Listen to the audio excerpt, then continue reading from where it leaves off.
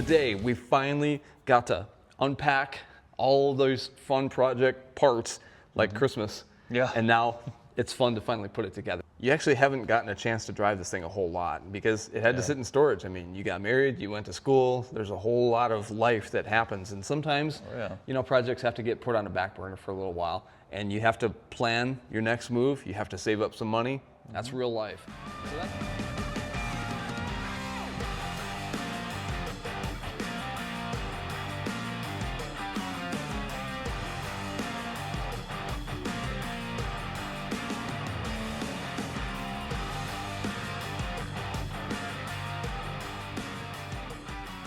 hey, what's up everybody? It's your boy Flannel Phillip. And Jacob. We are finally getting a chance to put a strong differential in the project car. And Yes, we are. dude, this has been a long time coming. Like, this has been years of planning, thinking, and Yes, it's been about 5 years finally waiting for this day to come. So cool. So give maybe people a quick reminder of what this car is, how long have you had it, what you do to it, and why is this thing so necessary? It's a 1983 Cutlass Supreme. We bought it from a little old lady living local to us. I actually built the 6-liter LS in high school before I even bought the car. And my dad and I, father-son project, put it in and built what you see here today. We brought it down to the Freedom Factory actually for a burnout competition, and I think it was 2021. That is where that Diff decided to break. Basically, less than 100 miles in to building it. We built it as strong as we could, but you know, there's no way better than going with a 9-inch. So this thing is a quick performance 9-inch piece. What gear ratio and what locker did you decide on? Well, we went with a helical posi, so we don't have to deal with any clutches slipping or going bad. We also went with a 389 gear ratio in this thing. The 31 spline axles should be plenty strong with what we're working with. We went with a little bit stronger housing option that they fabricated for us, hold up to some more torque going on it, quite a few runs in its future. And then we went with a whole QA1 suspension setup that you see. We got adjustable lower arms, non-adjustable front or uppers, and we got rear coilover kit, QA1 as well. Yeah, and with disc brakes, I mean, it's going to be way safer. There's a few options that are on this differential, like having the stock spring perches that we might have to trim or eliminate a little bit because by going with the QA1 coilovers, but that's kind of what we're up to today, is mocking things up, deciding what needs to get welded, what needs to get trimmed, and actually get this thing up installed inside this car. We bought it raw on purpose. You can get these things powder coated and painted if you'd like to, but we're gonna do our own twist on a paint job on it. And let me bring you into the car a little bit and show you kind of the stock setup that's underneath this thing. Again, this is a 6.0 LS engine that Jacob built.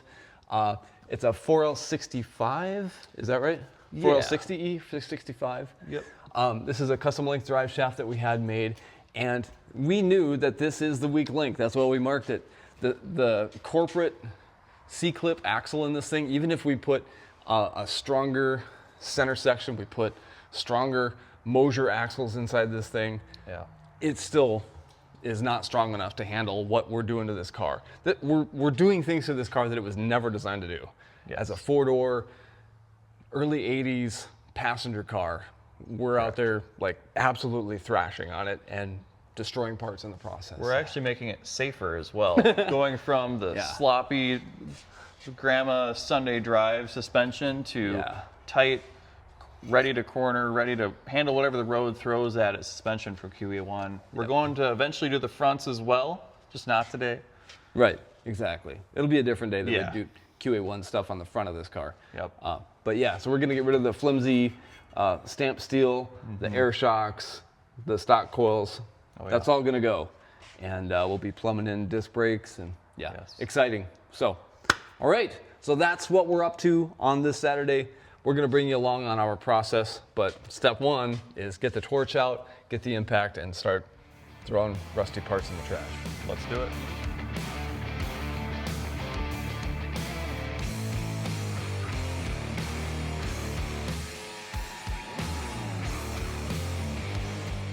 So we got updates for you. What we have done now that we have the old control arms and differential out of here, we're just kind of test fitting, and we're just getting a feel of where everything wants to sit and which direction everything needs to go. Where do we need to plan to do some drilling or some welding or some cutting, because nothing is ever truly just bolt in and walk away. Like, it's going to take some planning and some, you know, Yep. a little bit of light fab, and that's totally understandable.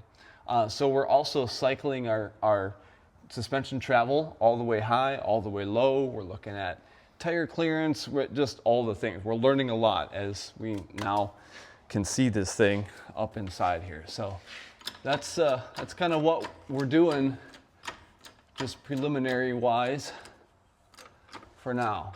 And yeah, so.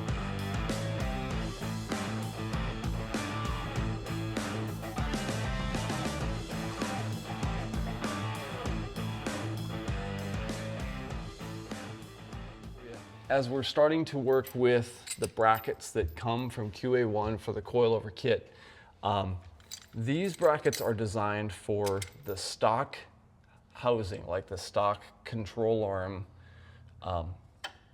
area. I don't really know exactly what you would call that piece, but it's for the stock differential to be able to mount this coilover bracket in there. And what we discovered is that this bend is not a true 90, but this is a true 90 on the quick performance version. It's just a little bit more broad on the stock style, if that makes sense, hopefully. So what we're having to do is, there's a scribe line where QA1, I'm sure it was the robots or somebody, you know, put that bend in there, which would be perfect for the stock application, but we're having to go just a little bit further and change that so that it sits square on that bracket, okay? So I'm bending that out just a little bit. I have a square over there on the workbench, and I'm just making sure that that's a 90-degree angle between those two. And what we had to do is add one hole where that would normally line up just right there.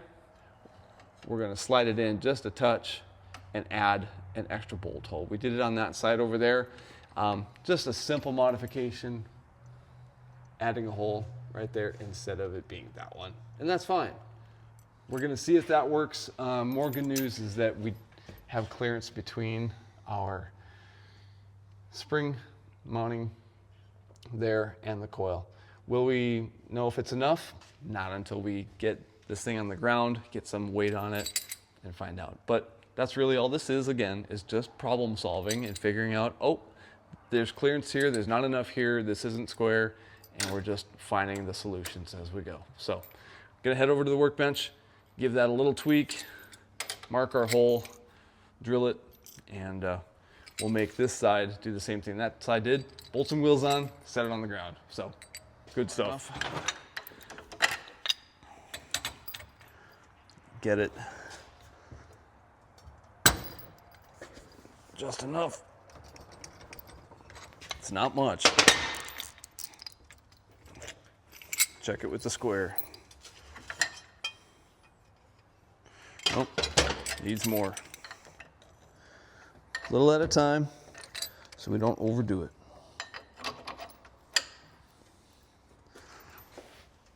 Okay, I swapped it in for the long bolt. Okay.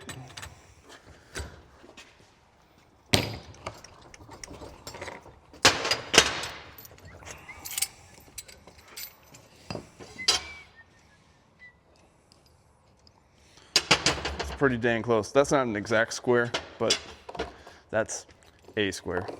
And just has to work over here in the bracket, so let's go test fit it.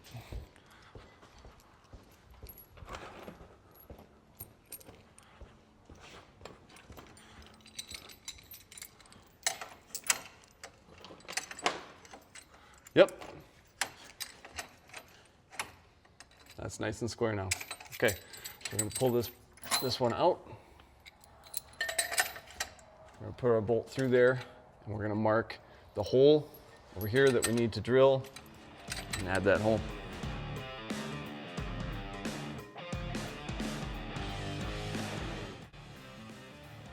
Let's look at it for the first time with no tools underneath it. Yep. And yeah, Wow.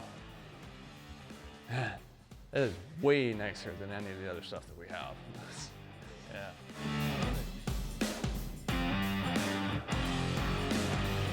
So you're seeing a fresh coat of primer on the diff. It's kind of a base coat, brown. And I've now moved the car over to the alignment rack. That's why things are a little bit more, tight and compressed up in here. And so now is the time for me to go back and tighten up all my hardware because everything is right where it's going to be riding. We're actually really happy with the ride height that this thing is sitting at right now. So gonna just stick with the adjustments that we have in the holes, lock down our collars, and what you're seeing here is a pinion angle gauge, and that is so that I can adjust our trailing arms to the same length and get our pinion right where it belongs. I want 0 to maybe -1 would be ideal. Nose down just a little bit.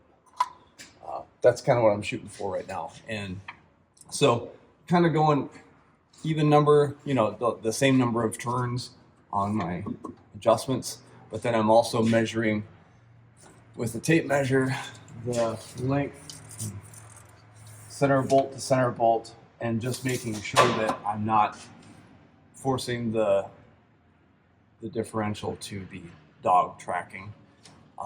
And once we're finally finished doing the front end of this car, we'll put the alignment heads on it, and the alignment machine will actually tell me if I don't have the differential square in the car. It can catch that, but I'm gonna get as close as I possibly can just using the tape measure. So. More good news, found out that we do not have to shorten the drive shaft like we were worried we might. Cycling the suspension up and down and looking at how much of the splines are engaged, I think it's gonna be about perfect. If we took 1 inch out of it, it would probably be okay, but I'd be worried about it actually spitting out under acceleration. So yeah, that saves a lot of hassle and a lot of time and some cash. So not complaining about that one bit. Gonna put my straps in and that way we can start driving this baby. Need to finish up the brakes. I don't have any of the plumbing for the brakes done yet. But yeah, slowly crossing stuff off the list. Love it. There we go. I'm happy with that right there. It's about -1, almost -2. Yep, it's good. Got lots of adjustment there. It's perfect. We're in the middle of our adjustment here in the 3rd hole. So if I started running out of adjustment here, I could always move this to a different hole down here, and that would effectively do the same thing. So we have updates for you. We are plumbing the brake lines and the brake hoses here. Made some little tabs for the brake hose to go through, and yeah, just bending up some 3/16 line, flaring the ends of it, and got a new brake hose up here that goes into the frame. And yeah, just taking care of the little stuff now, and we're getting really close to being able to go out and test drive this thing. So really exciting.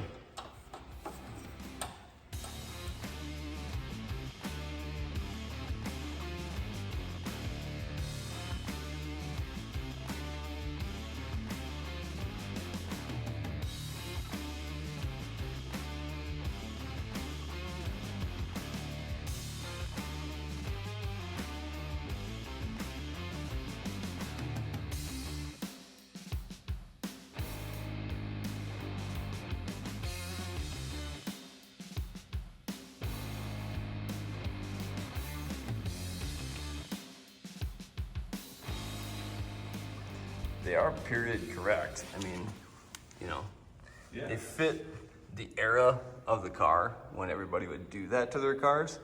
If they were a two-door, you know, and souped up their engines. This is definitely not the sleeper look that the stock rallies would have. But I love the width of that tire.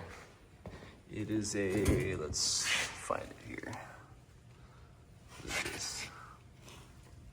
295 50/15. And we could go with maybe a 1 inch wider wheel too, so that the sidewall isn't pulled in quite as much, but it's not bad. All right, time for a test drive. Let's do it. What do you say? The instructions from Quick Performance say... It's like a 15-minute, very gentle drive, and then shut it down for like, I think 30, 45 minutes. Repeat that 4 or 5 times. So okay. Or follow this to a T, not wreck this rear diff like the last one. Yep, exactly. And, you know, it's getting late tonight, so we might do one drive tonight, let it cool off, and then I'll drive it more tomorrow and throughout the weekend. So, yeah, but we are definitely going to follow their directions.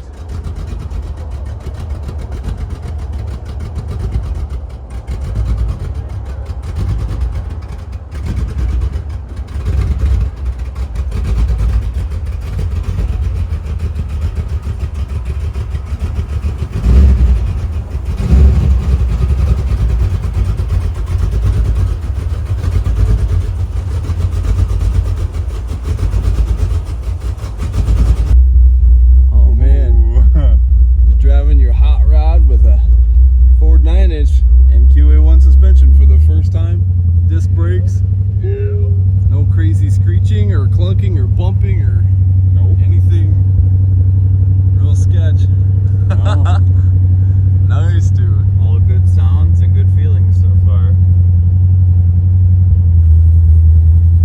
And actually doesn't ride too bad in the back. No. Can't wait to get QA1 in the front and then really feel what this thing will be like. It feels pretty good in the back. I am impressed. Yep. This is pretty insane. You've been having to remind yourself for years now. It's all going to be worth it. It's all going to be worth it. Just be patient. Just be patient. And it's finally starting to feel worth it. Right. It is the following day. And yeah, just decided to take the old car out and just drive real easy, take it smooth, and put some miles on it, running some errands around town. It's the perfect way to break this thing in. And yeah, I'm super impressed. It's doing awesome. Yeah. All right, well, those test drives went pretty well. This thing's officially broken in. I say let's go up to Lakeville, and QA1's having a shakedown, like car cruise thing this weekend. Let's kind of do the ultimate test drive. Let's see if this thing can make it. We haven't even left town with this thing yet. No, but let's get it out on the interstate and put some miles on. This will be the most miles this car's had on, I think, in about 6 years. But, you know, let's do it. What could go wrong? Now's the time to find out. Yeah.